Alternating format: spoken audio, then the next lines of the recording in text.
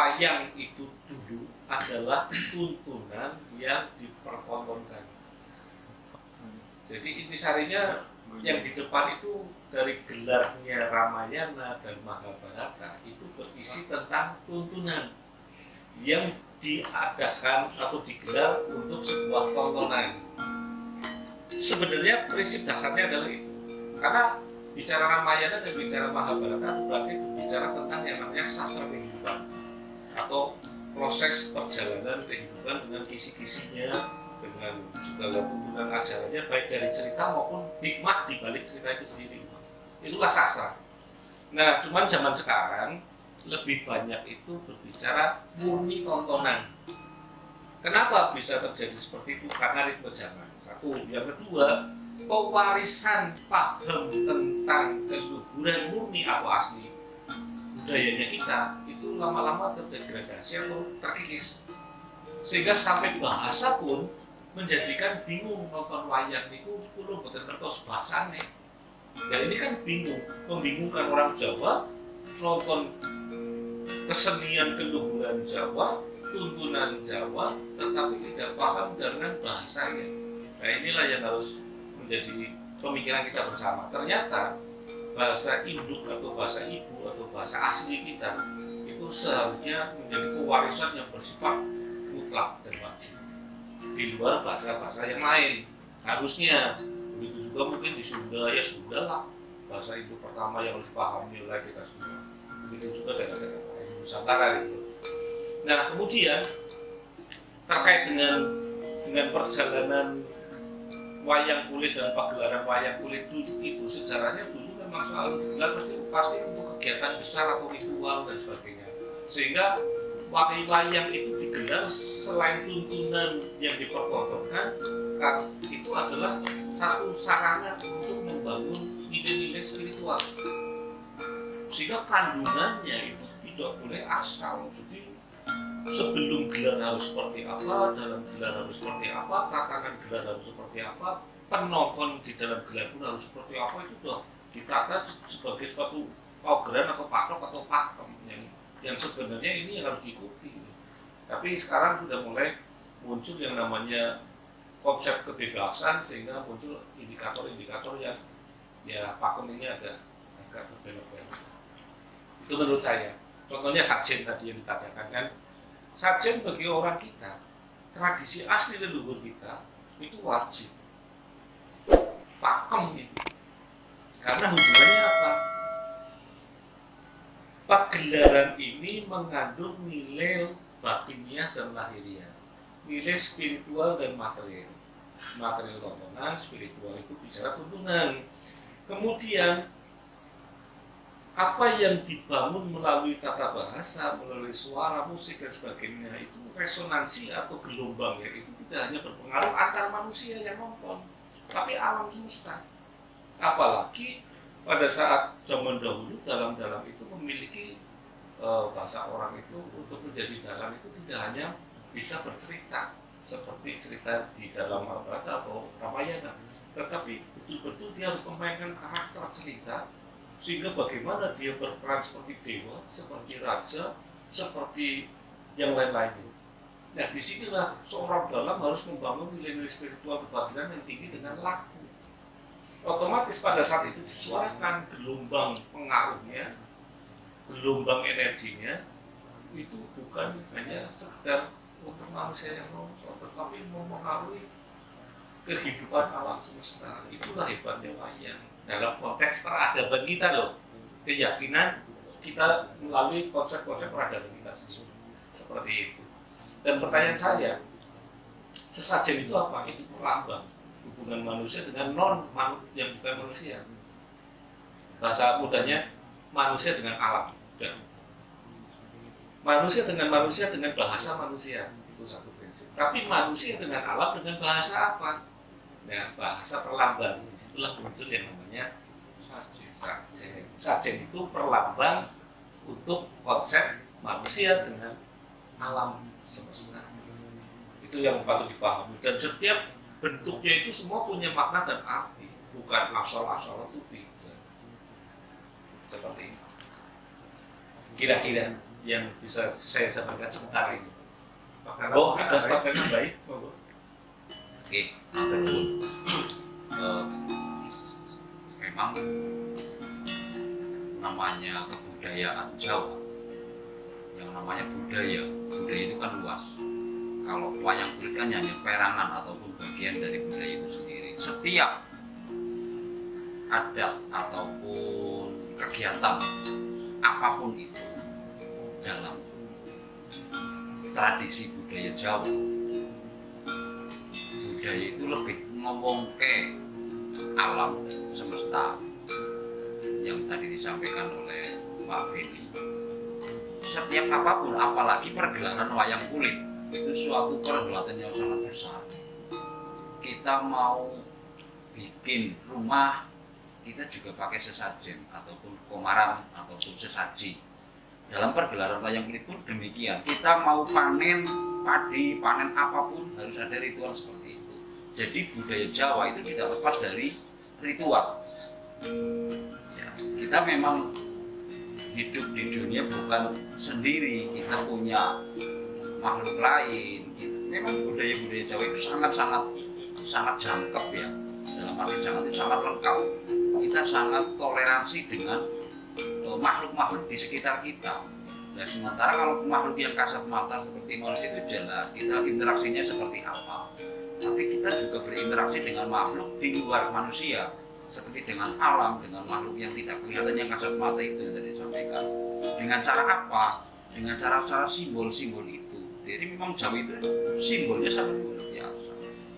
Ya pakai simbol seperti ini, maknanya seperti ini, dan itu juga mungkin bukan ranah saya untuk menerangkan simbol-simbol itu. Tapi ya saya yakin saya jelas bahwa apalagi untuk satu pergelaran wayang kulit pakai komaran yang seperti harus lengkap. Ada lagi nanti untuk seperti ruatan Murwakolo ataupun Sudamala itu juga ada komarannya tersendiri, bukan seperti komaran perhelatan wayang kulit biasa. Itu nanti juga ada lebih rinciannya lagi. Itu masalah komaran memang salah satu pakem dalam kegiatan pergelaran wayang kulit. Tapi di zaman-zaman sekarang pakem-pakem yang seperti itu memang sudah mulai tersisihkan, karena apa? Karena mungkin dari pelaku-pelaku seni yang zaman sekarang, mohon maaf dalam tanda kutip, mungkin sudah tidak dianggap ataupun memang mereka sudah tidak tahu filosofi komaran ataupun sesajen itu. Berarti mereka juga sudah tidak menganggap tidak pakai pun tidak apa-apa. Yang penting toh seperti ini pun sudah banyak yang nonton. Toh seperti ini pun saya sudah laku. Orientasinya tontonan. Nah, itu begitu. Ya, jadi maaf. Jadi memang tugas berat kita sebagai pelaku budaya ataupun pelaku adat, gimana sih adat Jawa yang asli kita berikan, kita keluarkan maksud yang sebenarnya yang terkandung dalam filosofi wayang kulit itu apa, dalang itu siapa. Bahkan saya pernah mendengar, dan mungkin nanti Pak Beni yang juga bisa menerjemahkan, ada Ki Dalang, ada Bapak Dalang, ya, ada Kiai Dalang.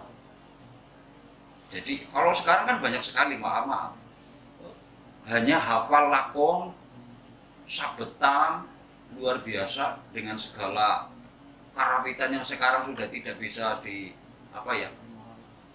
sekarang pembelajaran masalah wayang kulit tabuhan ini kan segala macam sudah bisa diaplikasikan lewat media sosial.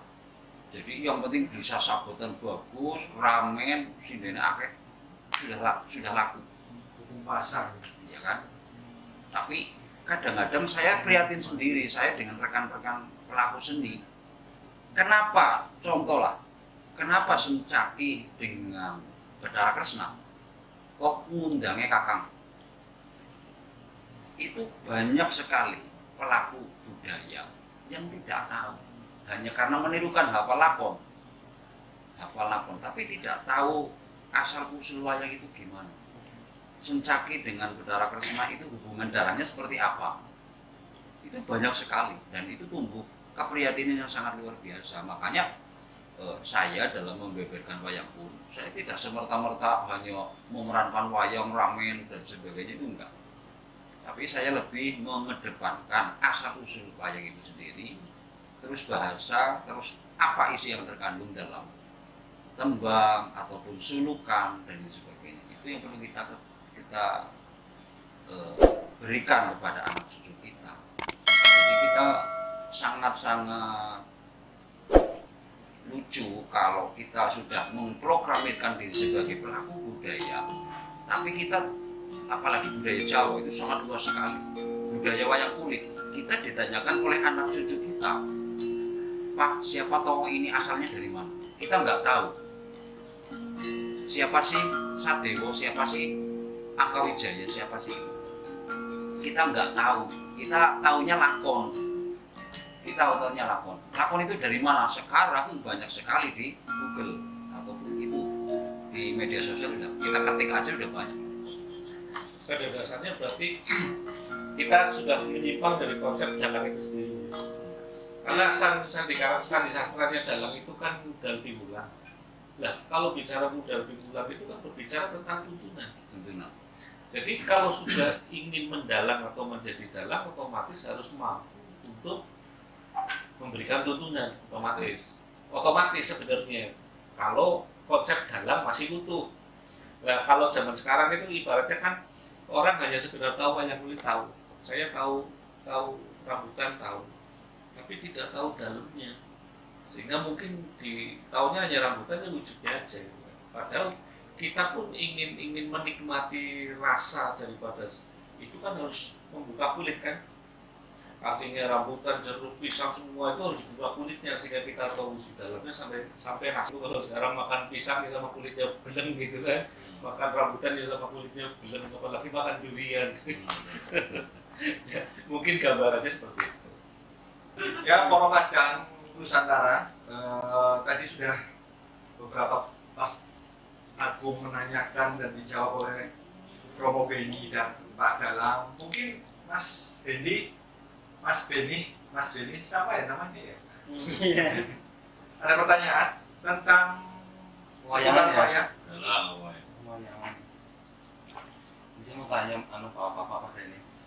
Wayangan itu adalah sebuah pementasan. Lebih keras lagi tuh ya? Oh, lebih. Iya, itu masuk boleh. Ini tak big.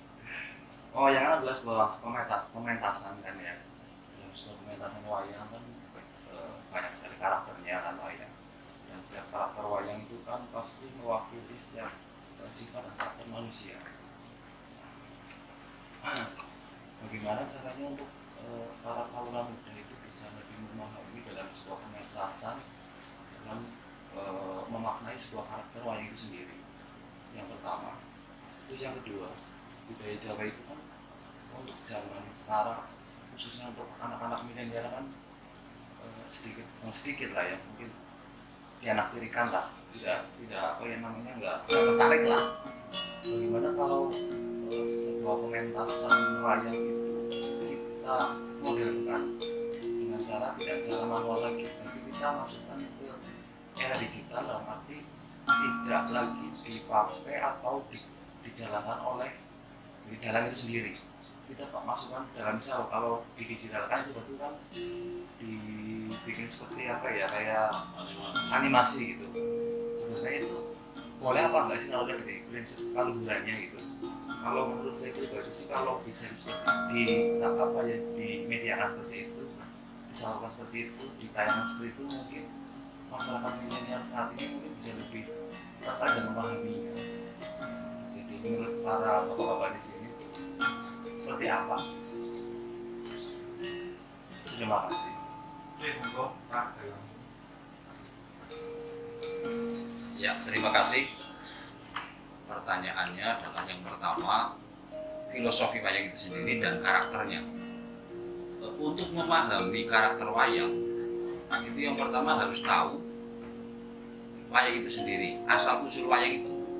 Jadi kalau kita mau mempelajari wayang itu sendiri, pasti kita akan tertarik. Karena kita tahu dan mengenal tokoh-tokoh dalam pewayangan itu sendiri, asal usul itu paling penting. Jadi kita tidak akan tertarik kalau kita tidak mau mengenal ataupun mengetahui apa sih wayang itu.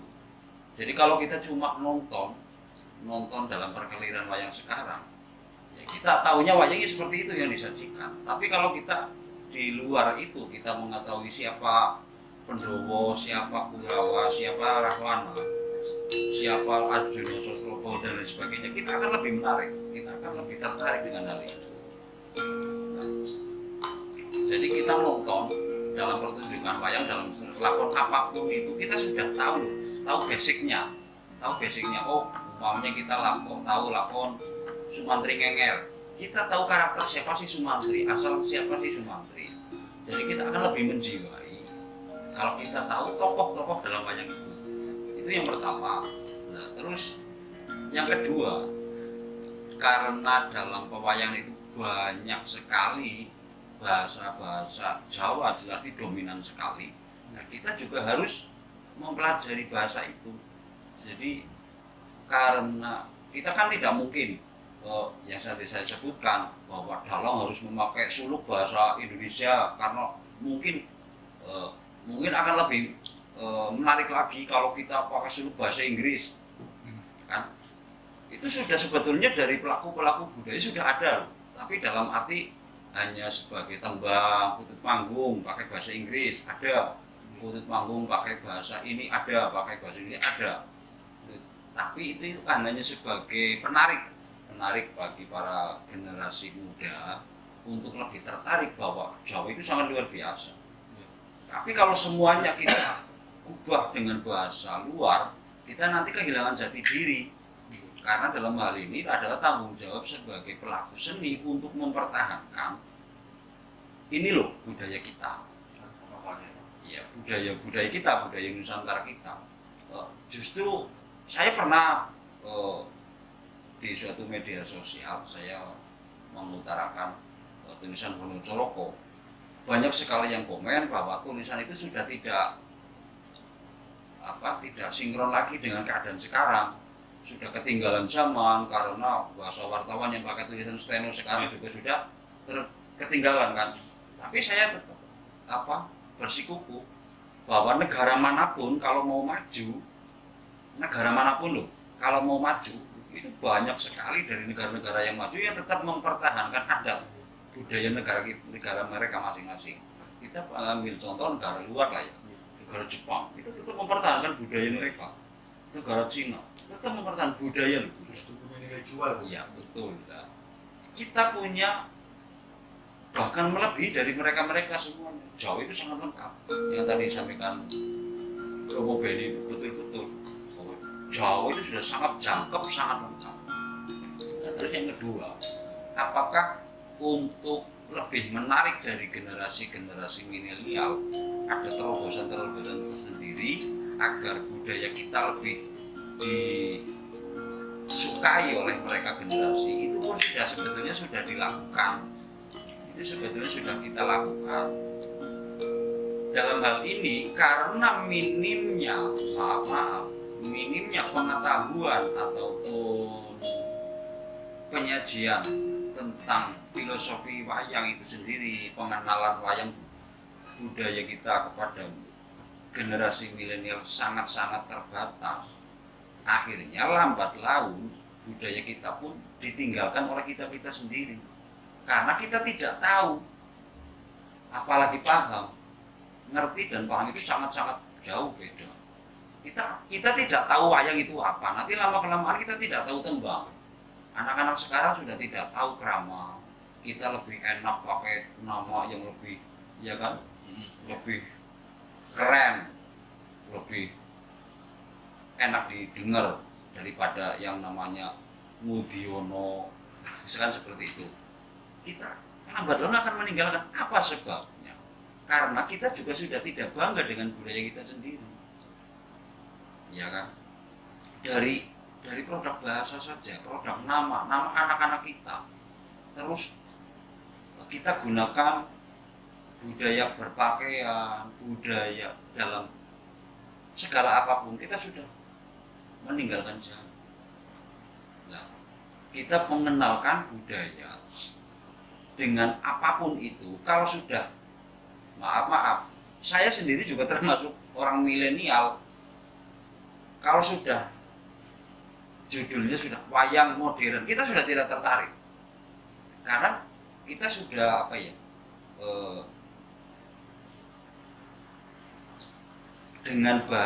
dengan budaya Jawa kita sudah trauma apa gimana ya namanya ya, wah budaya itu seperti itu, kita lebih enak lihat gender dengan organ, mungkin lebih tertarik dengan organ.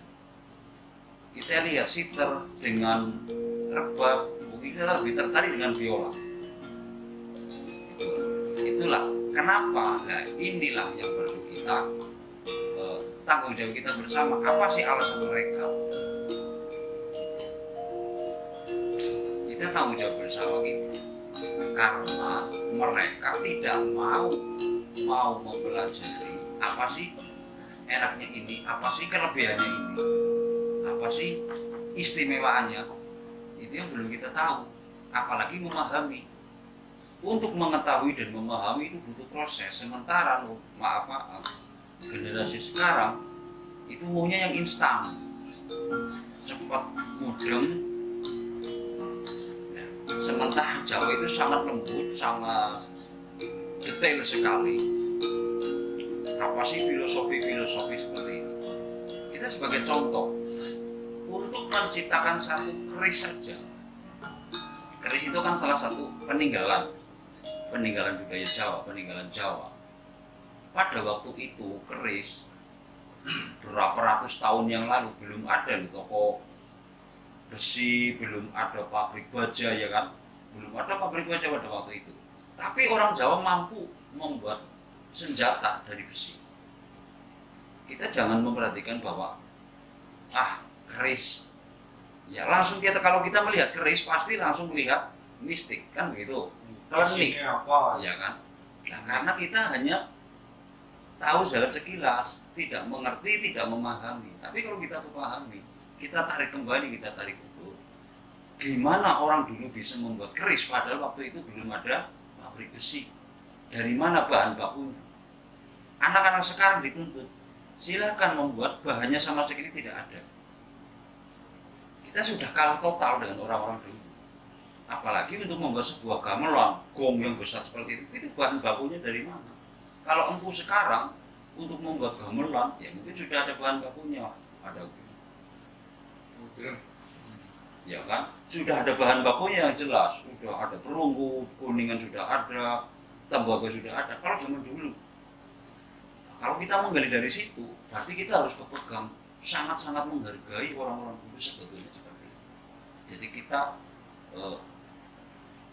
bukan kita memundi-mundi menyembah keris, itu bukan. Sebetulnya bukan, kita hanya menghormati sangat luar biasa jasa pembuatan para leluhur kita dalam membuat keris, gimana caranya. Sampai sekarang saya belum pernah dengar ada gagang keris yang kropos karena kena beribik dan sebagainya, padahal belum ada alat ukir yang mungkin lebih menjangkau. Monggo Romo Beni.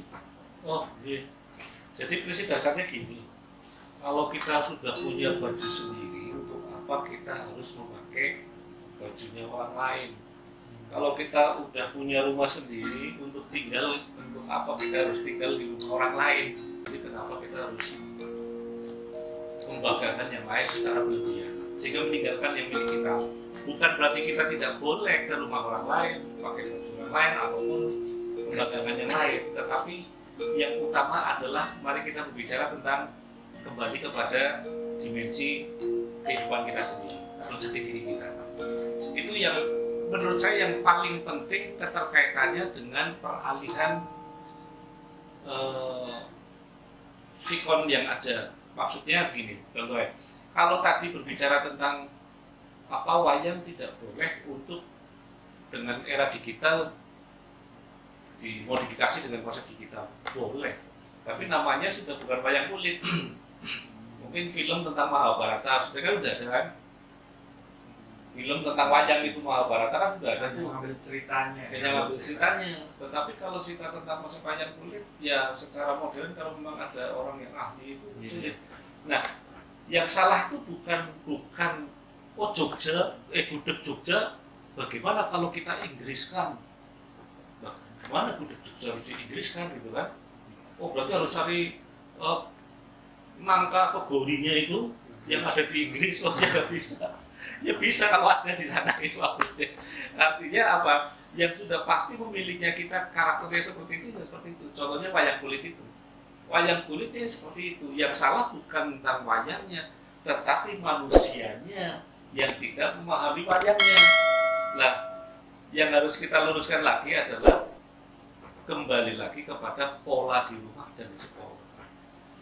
Pewarisan tentang kasunyatan atau keberadaan diri kita yang nyata di alamnya kita, bahwa kita memiliki tulisan Jawa. Kenapa tidak kita bangun sebagai konsep pewarisan terhadap anak cucu?